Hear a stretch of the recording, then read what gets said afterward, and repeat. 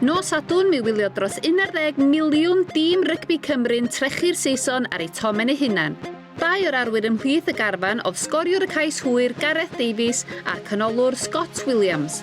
Ond cyn camu ar lwyfan mwyaf byd, mae'n debyg bod chwarae dîm 7 bob ochr yr Urdd wedi bod yn rhan bwysig o ddatblygiad yr hogia.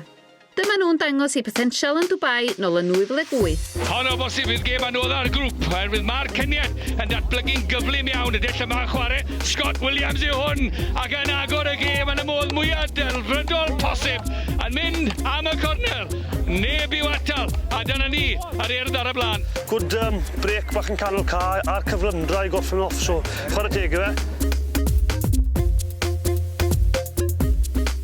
Dyma chi achlasu'r 20,000 yma a'r gwrthwynebwyr anodd a posib yn y ffainal. Doedd na ddim modd i gwahanu nhw yn y grŵp. Mae yna fwlch ar yr ochr yma. Yn amlwg, wel mewnwr Kenya am rhywun i lenwi'r bwlch a wir mae'r bwlch yno i Gareth Davies yn synhwyro yn union sydd i gyfle.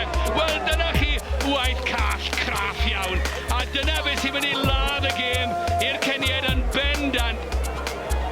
Diwrnod hanesyddol unwaith eto blan torf o 20,000 a tîm o Gymru yn fuddugol.